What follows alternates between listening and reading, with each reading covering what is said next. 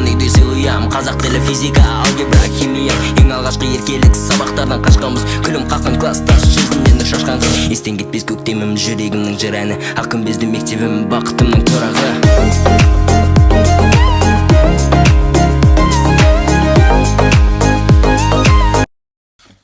Сәлеметсіздер ме, құрметті әріптестер. Осы жолғы 2 күнгі семинар тренингіміз инновацияға арналмақ.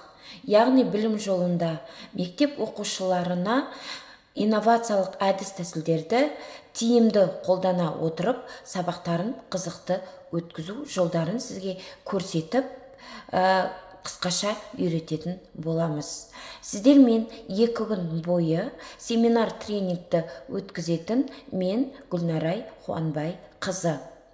Құрметті әріптестер, қазір білесіздер, сабақты қызықты өту үшін сан түрлі әдіс тәсілдерді қолданумен қатар нейрожүйені де қолдану өте актуалды тақырыптардың бірі.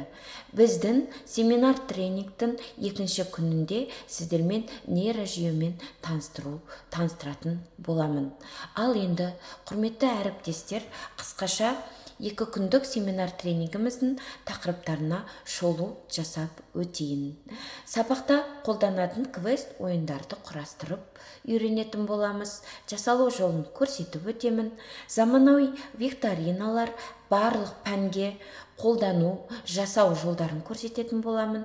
Филвард ойынын құрастыру, Неарпод, Куивер платформаларын білім беру жолында қолдану түрлерін, жолдарын көрсететін боламын. 3D мозаикалық платформамен жұмыс жасау жолын көрсететін боламын. Нейрондық желіні қолдану жолында көрсететін боламын. Құрметті әріптестер, бастаған семинар, 2 күндік семинар тренингіміз сіздерге қайырлы білім әкелсін.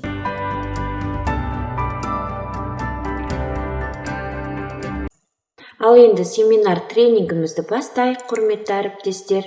Ең бірінші платформа сіздерге таныстырғым келіп тұрған ол Казматч деген платформа. Өздеріңіздің компьютерларыңыздағы немесе телефондағыларыңыздағы Google-ға барып, Казматч деп жазасыздар ағылшынша. Сосын сіздерге осындай көптеген Казматчтың түр-түрін ұсынатын болады. Құрметті әріптестер, ең бірінші Казматч қазақша математика сайты емтихан деген жолақшаға кіресіздер. Сол кезде сіздерге тілді ауыстырып алуға ұсынады. Казахский деп қазақшаны таңдап, қазақшаға аударып аласыздар. Өздеріңіз көріп тұрғандай, алдарыңызда көптеген қызықты платформаның ішіндегі ойын тәсілдердің түр-түрі ашылады. Атап өтсек, сөздік, математикадан ағылшынша, қазақша терминдер сөздігін өз жұмысыңызға пайдаланасыз. Видеосабақтар, таңдаулы мұғалімдердің видеосабақтарын көріп үйренесіз. Емтихан жұмыстары ағылшын тілінде. Бұл жерде ағылшын тіліндегі емтихан жұмыстарының нұсқаларын таба аласыздар. Кітаптар, 3 түрлі тілдегі кітаптардың электронды нұсқалары дайын тұрады. Сынақ емтихан жұмыстары. Сынақ емтихан жұмыстары бөлімінде сынақ емтихан жұмыстары дайын тұрады. Тесттер, интерактивті режимдегі тесттерді тапсырып, өз біліміңізді шыңдасаңыз болады. Тарсия ресурстары деген бөлімінде сұрақтар мен жауаптарын сәйкестендіру арқылы фигура құрастыру, активити жасауға болады. Курстар деген бөлімінде мұғалімдердің бірлесе жасаған курстар тізбесі, видеосабақтар мен тесттер қамтылған кешенді курстар қамтылған. Құралдар. Менталды арифметика. Бос уақытыңызда ауызша есептер шығарып жаттықсаңыз болады, және де балаңызға немесе оқушыңызға осы бөлімін пайдалансаңыз өте тиімді болады. Сөз жұмбақ. Өз сабағыңызда сөз жұмбақ құрастырыңыз. Сұрақ пен жауабын жазсаңыз, өзі генерация жасап, сіздерге дайын сөз жұмбақ жасап береді. Филворд. Өз сабағыңызда сөз жасыру құралын пайдаланыңыз. Көп әріптердің ішінен бір жолдан, бір бағаннан, бір диагональдан сөздерді табу керек. Топқа бөлу. Оқушыларды топқа бөлуге болады. Аты жөндерін енгізсеңіз де, іріктеу командасы көмегімен өзіңіз қалаған топтарға бөлсеңіз болады. Оқушыны таңдау. Оқушыны таңдап шығару керек болды ма? Оны осы сервисті пайдаланып көріңіз. Көп оқушының ішінен бір оқушыны таңдап береді. Бетке өту үшін суреттің үстін басыңыз. Және де калькулятор бөлімі бар. Әр түрлі функцияны инженерлік калькуляторды пайдаланыңыз.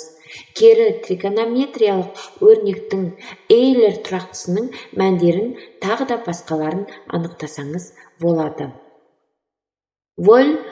Вольф-Мальва қосымшасын өз жұмысыңызда сәтті пайдаланыңыз. Барлық калькуляторлар бір жерде жинақталып, ыңғайлы етіп жасалып қойған.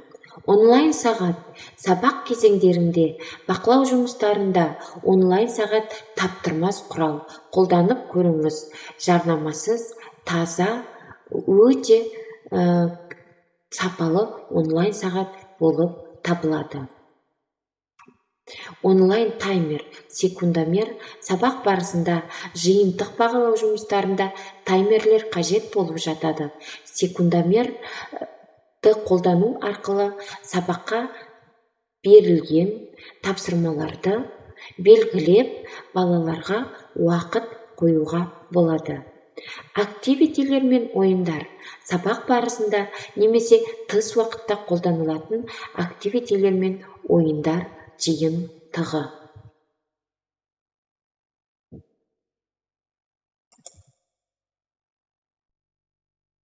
Ал енді әріптестер, сіздерге Филворд әдіс тәсілін жасау жолын көрсетіп өтейін. Қарап отқаныңыздай, көріп отырсаңыздар, мына жерде көптеген сіздерге ұсынылған платформаның ішінен Филворд деген бөлімін таңдап аласыз. Филворд деген бөлімге қолдану деп басасыз. Сонда бұл Филворд деген ойынымыз жасырылған сөздерді табу болып табылады.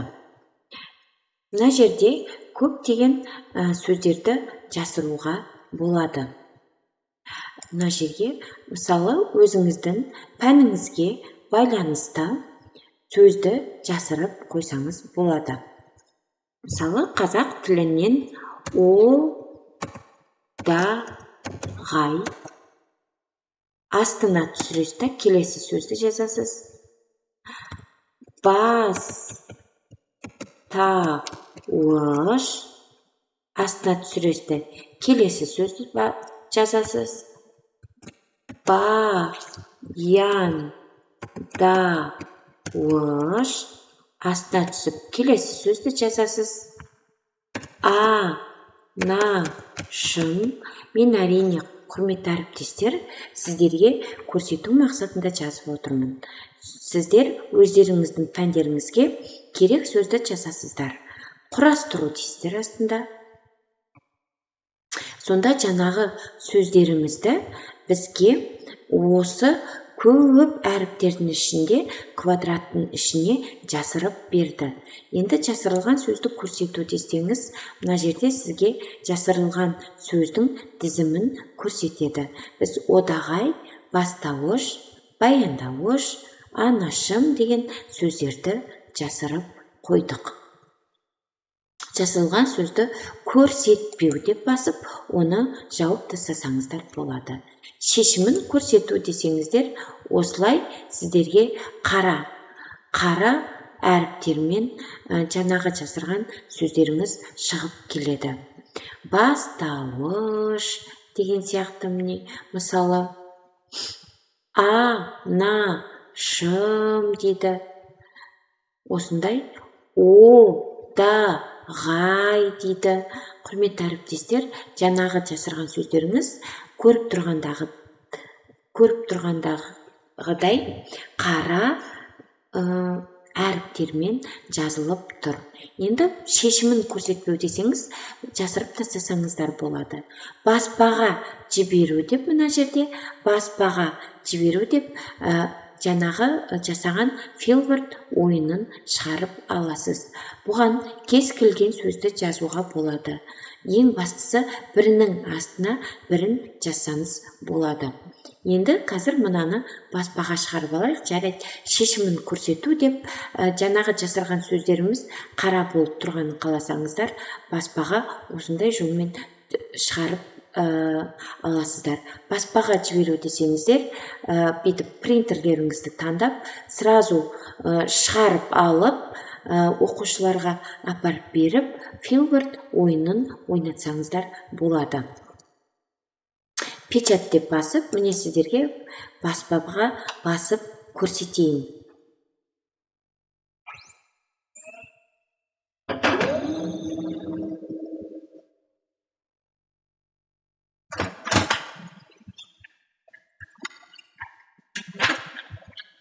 Міне өздеріңіз көріп отырғандай, құрметті әріптестер, мен жаңағы жасаған Filbert ойынын осылай баспаға жібердім. Міне қарап отырсаңыздар, мына жерде жаңағы біз жасырған сөздердің барлығы тұр. Анашым, одағай деп, сосын бастауыш деген сөздеріміздің барлығы осы жерде жасырып тұр. Сіздер бір параққа екі оғып шығарып алсаңыздар болады, немесе бір параққа бір оғып шығарып апарып, қиып оқушыларға қосымша тапсырма ретінде сабақты қорытындылауға немесе тақырыпқа шығу кезеңінде қолдансаңыздар болады.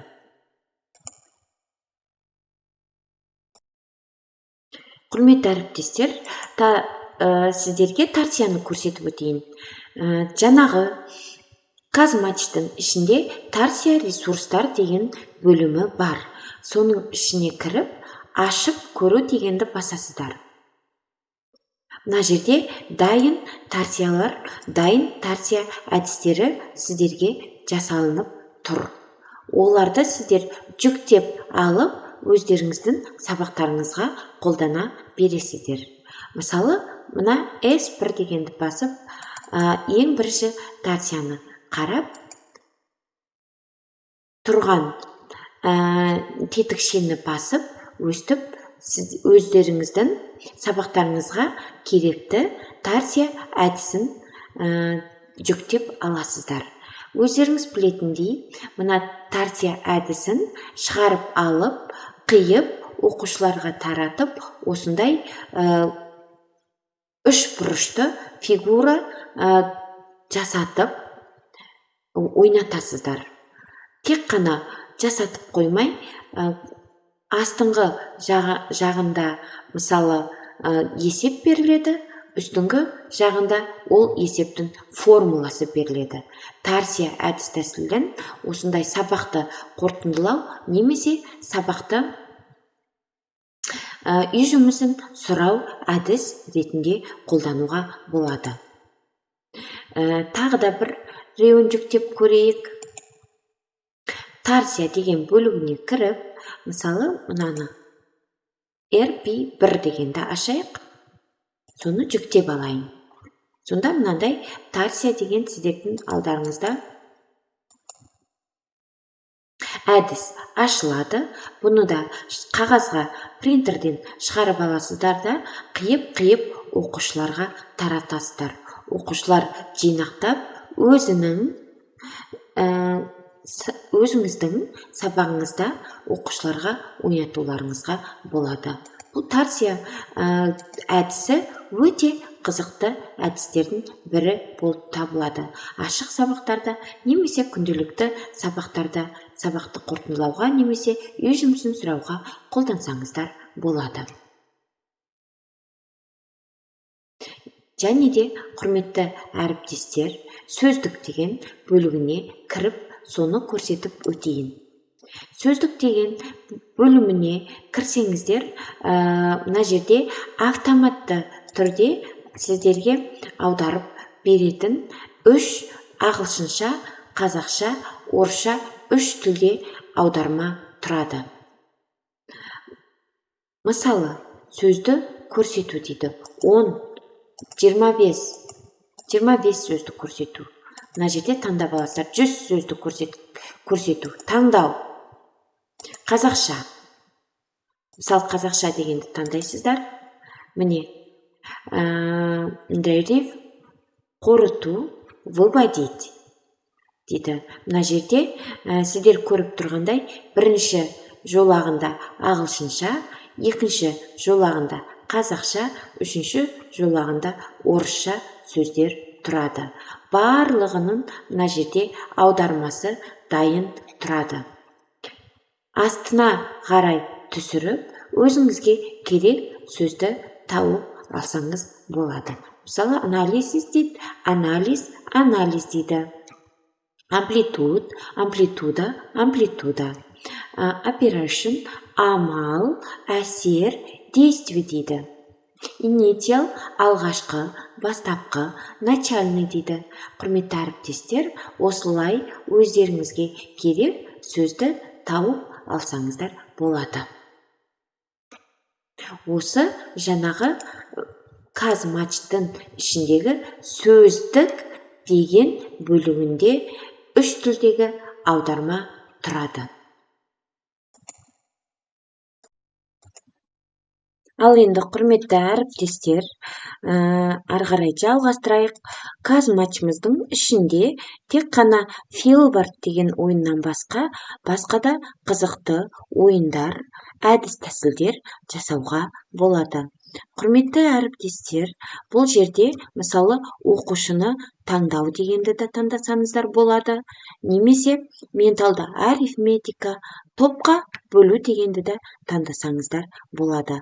Мен сіздерге қазір мына жерде топқа бөлу деген бөлімін көрсетіп өтейін. Топқа бөлу деген бөлімін тауып, алып, қолдану дегенді басасыздар. Қазақшаға аударып аласыздар, немесе орысша керек болса орысшаға. Мысалы, мына жерге есімдерді жазасыз. Аружан, Самат, Айдар, Асқар, Даяна, Раяна, Марат, Саят деген есімдер. Енді сіздер әрине 25 есім өздеріңізге керек. 25 есім, 20 есім, 30 есімді жазып аласыздар. Енді қанша топқа бөлесіз? Неше топқа бөлгіңіз келеді? Мысалы, 2 топқа бөлеміз. Сіздерге өздеріңізге керек топты жазасыздар. Міне жерде астында қызыл тетікше тұрады топқа бөлу деген. Есімдерді жазып алғаннан кейін топқа бөлу дейсіздер. Сіздерге автоматты түрде бірінші топ және екінші топ деп мына жерде жасап береді. Жаңағы есімдерді жазғаннан кейін мына жерде окей деген қызыл тетікше тұрады. Окейді басасыздар. Міне автоматты түрде сіздерге 2 топқа бөліп беретін болады. 2 дедіңіздер, топқа бөлу дегенді басасыздар. Сол кезде бірінші топқа көріп тұрғандағыдай Саят, Раяна, Марат, Даяна деген есімдер бөлінді. Екінші топқа Самат, Айдар, Аружан, Асқар деген есімдер бөлінді. Құрметті әріптестер, сіздерге егерде 3 топқа бөлу керек болса, 4 топқа бөлу керек болса, жаңағы мына жерде топқа бөлетін жерде өздеріңіз керекті санын жазып алсаңыздар болады. Және де мен мына жерде сіздер көріп отырғандай 8-ақ баланың есімін жаздым. Сіздер әрине сыныпта қанша бала бар, сол балалардың есімін жазатын боласыздар. Бұл әдіс топқа бөлу әдіс ретінде өте қызықты, балаларға ұнайтын әдіс тәсілдердің бірі болып табылады.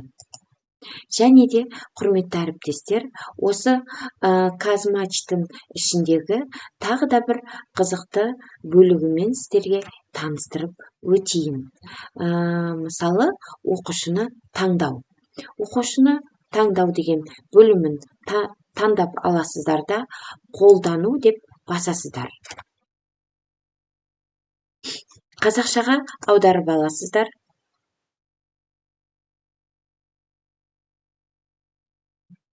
Қанеки кім шығады деп тұр. Осылай сіздерде қанеки кім шығады деген бет шығу керек. Осы бетті таңдап аласыздар. Таңдап алғаннан кейін оқушылардың тізімі, сақтау, таңдау, сайтқа оралу деген үстінде сіздерге бөлімдер шығады. Оқушылар тізімі деген бөлімді таңдап, мына жерде дайын оқушылар тізімі тұрады. Сіздер бұларды өшіріп, өзіңіздің оқушыларыңыздың тізімін жасаңыздар болады. Мысалы, Анара, Даяна,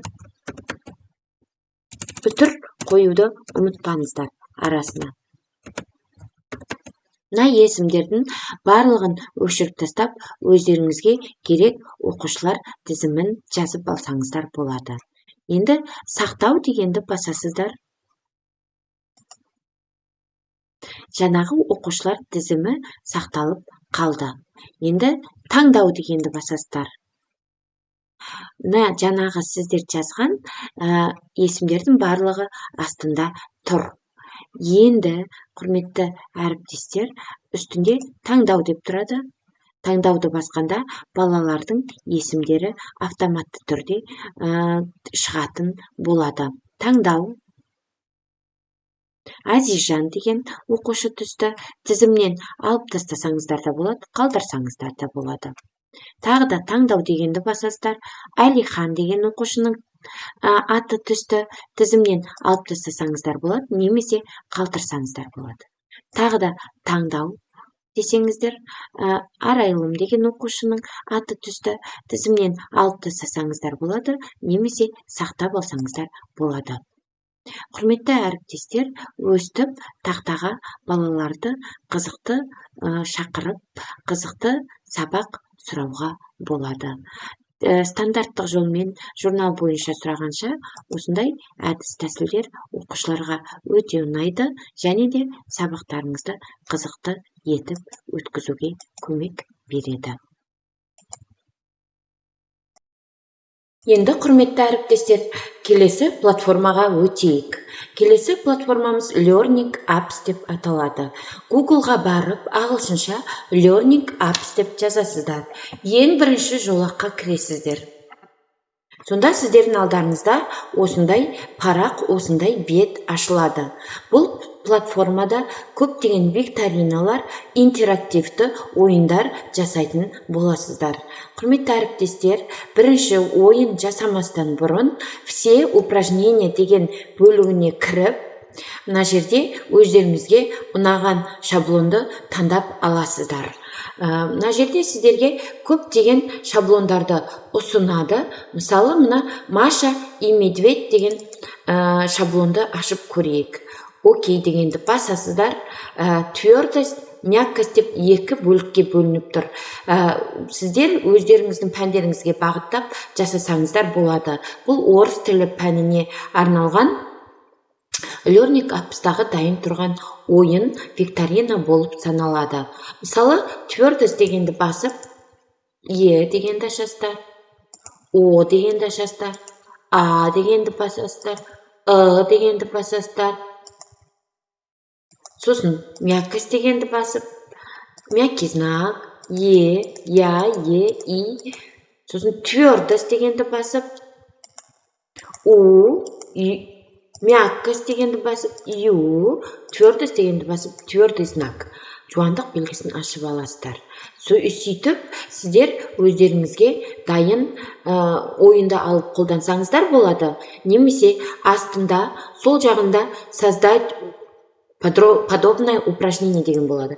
Соны басып, өздеріңізге керек упражнение, өздеріңізге керек жаттығу жасап алсаңыздар болады. Мысалы, твердость дейді, А тобында мына жерде дайын әріптер тұр.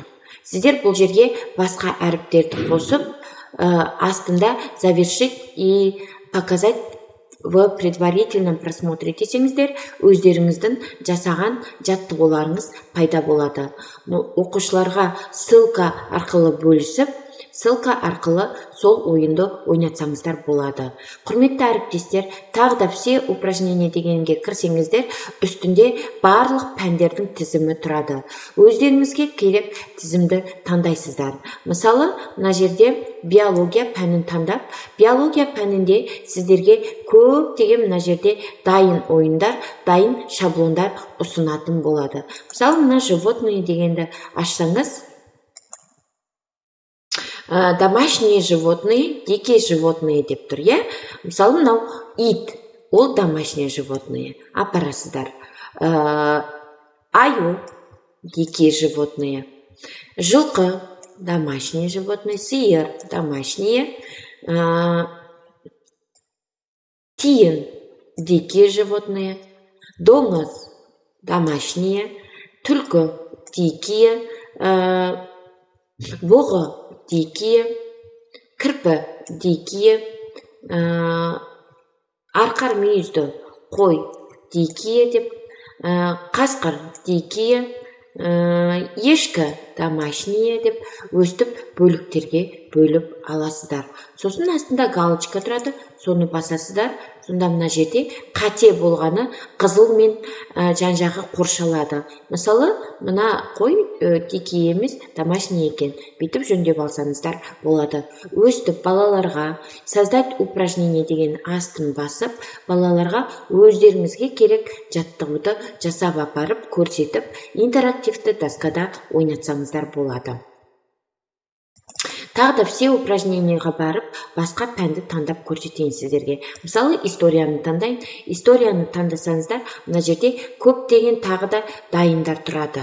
Дайын ойындар, интерактивті ойындар дайын жасалып тұр. Мынаны басып көрейік. Мысалы, қараңыздар, мына тексттерге суреттерді сәйкестендіріп қоюларыңыз керек.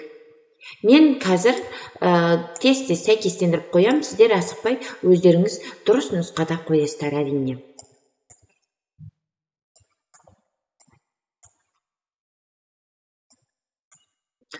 Осылай қозғалтып, дұрыстап қоясыздар. Осылай тарих пәнінен де қызықты, өздеріңіздің тақырыптарыңызға сай етіп, қызықты осындай викторина ойын, интерактивті ойын жасап алсаңыздар болады. Тағы да все упражненияға кірсеңіз, тағы да сіздерге керек пәнді таңдауға болады. Мысалы, русский язык дегенді таңдайық. Мына жерде сіздерге тағы да көптеген ойындарды ұсынған. Сол ойындардың, мысалы, найди глаголы дейді. Осыны жасап көрейік. В каких предложениях выделенное слово является глаголом? Девочка утром пила яблоко. Мысалы, мынау дейік. Дұрыс. Ары қарай. Выделенное слово является глаголом. осылай белгілейсіздер. Өстіп, құрметті әріптестер, әр пәнге өздеріңізге керек дайын ойындарды алсаңыздар болады. Немесе өздеріңізге бағыттап жасап алсаңыздар болады. Ары қарай сіздерге жасалу жолын көрсететін боламын. Құрметті әріптестер, қазір Learning Apps-та сіздерге өздеріңіздің ойындарыңызды жасалу жолын көрсетіп өтемін. Мысалы, мына жерде өздеріңізге керек өздеріңізге ұнайтын шаблонды таңдап аласыздар. Мен өзім орыс тілі мұғалімі болғандықтан русский язык дегенді басамын. Мына жерде скачки деген шаблонды таңдаймын.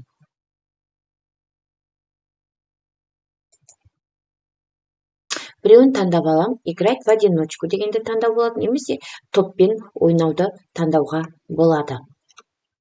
Астында создать подобное упражнение деп тұрады, соны басасыздар.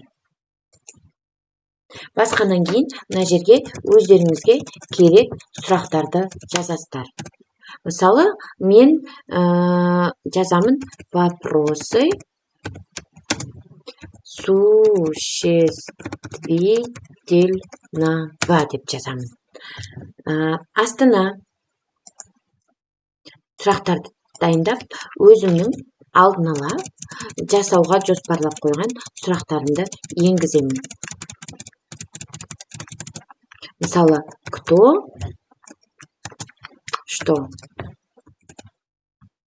Подсказка жасап қойсаңыздар болады, немесе мен көбінесе жасамаймын. Өйткені онсыз да сұрақтар өте оңай.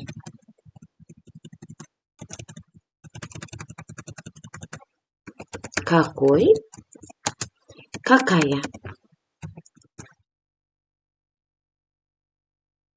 Құрметті әріптестер, мына жерде астында тұрады вопрос дейді. Сосын правильный ответ деген жерге өздеріңіздің дұрыс сұрақтарыңызды енгізіп қоясыздар. Неверный ответ деген жерге дұрыс емес сұрақтарыңызды енгізесіздер. Міне мына жерге вопрос деген жерге вопрос существительного деп жазамын. Мына правильный ответ деген жерге дұрыс нұсқасын жазып қоямын. Неверный ответ деген жерге қате нұсқасын жазып қоямын.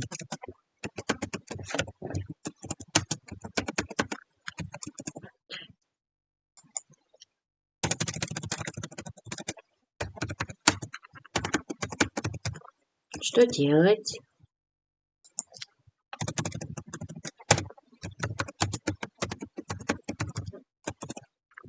Осылай әр жолына қате және қате емес варианттарды, нұсқауларды енгізіп қоясыздар.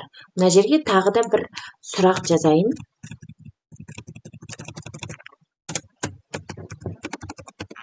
Вопросы глагола деп.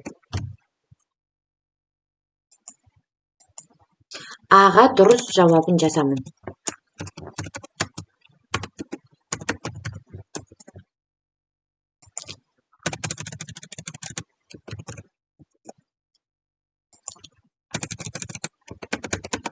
Сіздер де осылай өздеріңізге керек нұсқаларды жазып аласыздар.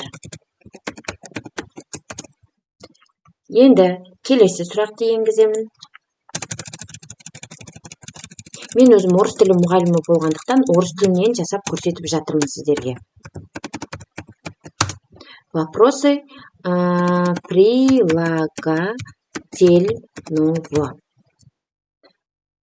Правильный ответ деген жерге дұрыс нұсқасын жазамын.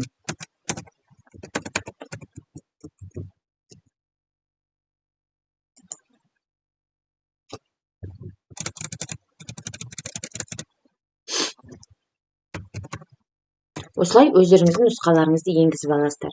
Құрметті әріптестер, мына астында текст деп тұрған жерге текст жазсаңыздар болады. Картинка деп тұрған жерге сурет енгізсеңіздер де болады. Мысалы, мына картинка дегенді басайық та, мына жерде өздерімізге керек суретті тауып алайық. Искать картинка дегенді бөліп жазып, мысалы, медведь. Искать.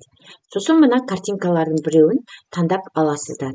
Мына аюдың суретін таңдап алайын да, мына жерге қойып аламын. Келесі, тағы да бір картинканы қояйын. Искать картинка деп жазып, мысалы, кошка дейді, волк дейді. Волктың суретін тауып, қасқырдың суретін яғни қойып аламын. Болды. Өстіп менің үшінші сұрағым барлық нұсқаларымен дайын болды.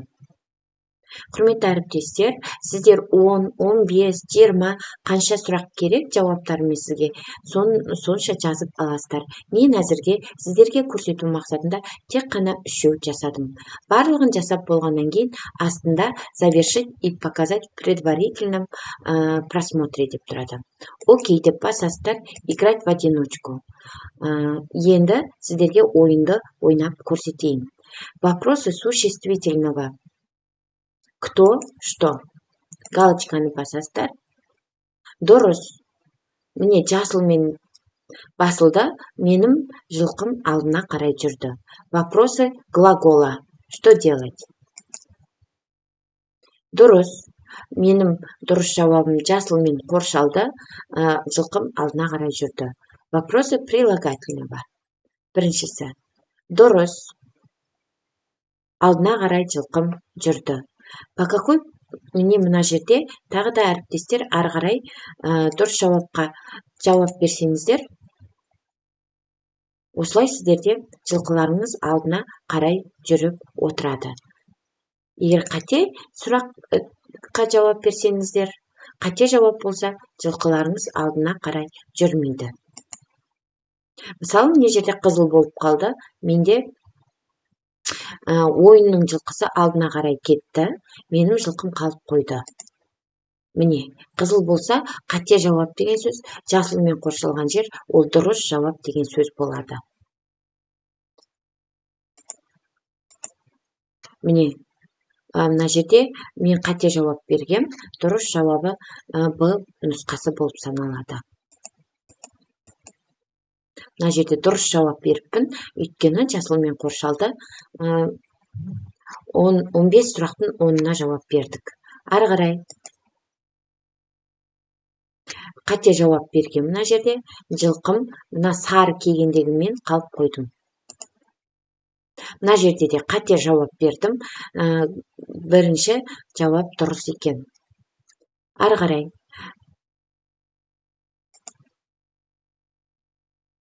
Осылай оқушылар сіз оларға сұрақтарды оқып берсеңіздер болады, немесе интерактивті тақтада өздері оқып алса болады. Соңғы сұрақ қалды. Өстіп барлық сұрақтарға оқушылар жауап беріп болғаннан кейін